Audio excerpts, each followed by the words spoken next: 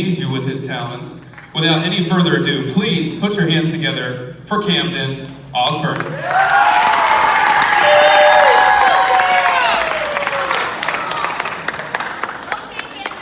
And that's why I'm telling jokes and not dancing.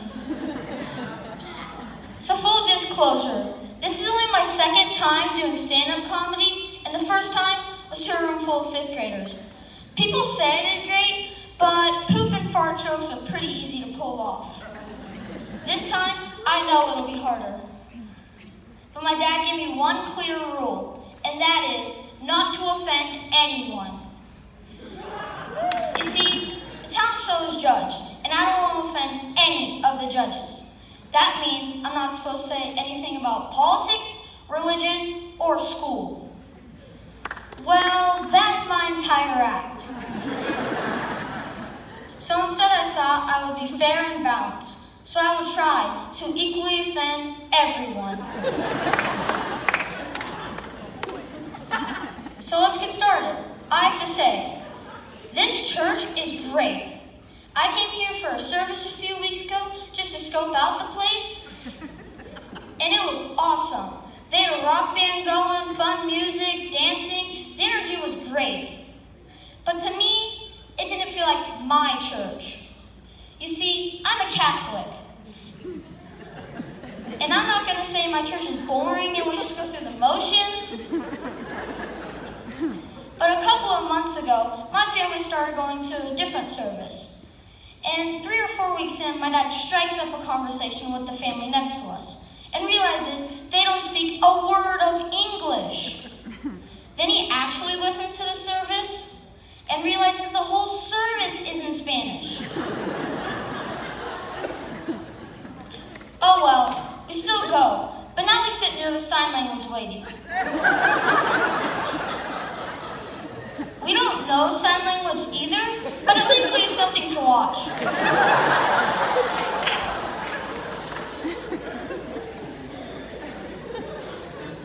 A little bit about myself. I'm a middle child, so things are tough at home. Middle children get this, but for those of you who are not, let me break it down for you. The oldest, they're the first, and so-called wisest. The youngest, they're cute and adorable and can get away with doing or saying almost anything. Being the middle child, nobody wants to hear from me, so I'm constantly in trouble. An example of this is my parents are always getting on to me for watching YouTube videos of people playing video games. They say, it makes no sense. You sit there watching these people play when you could go play. How about you go play? Well, the other day, I found my mom watching a show with this Marie Kondo lady in it.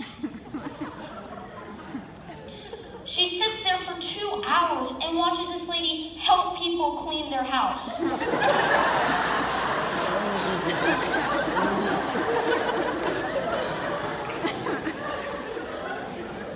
So I decided to help and said, Mom, you sit there watching these people clean when our house is a wreck.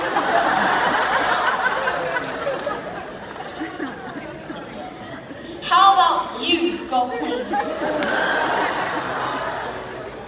Well, she didn't want to hear it from me, so I was grounded for 2 weeks. Just because I'm the middle child.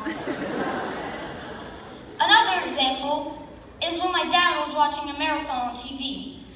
I said, Dad, you sit there watching these people run when you could... Never mind, you're fat, we ain't doing a marathon.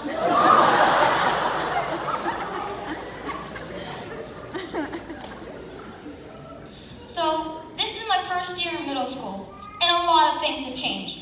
But one thing that remains the same, the school lunches. I remember back in 2nd grade when the government announced they were making the lunches healthier. Thanks, government. What this has taught me is that healthy does not taste good. The rolls are solid as a rock. Broccoli and cauliflower are the same color. And mashed potatoes make this paste that'll hold anything together. Seriously, if Trump really really wants to build this wall thing, he should just use the rules and mashed potatoes.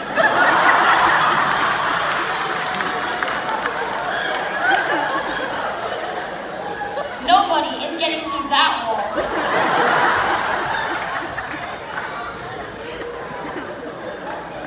Then they can serve us some real food for once, like tacos or burritos.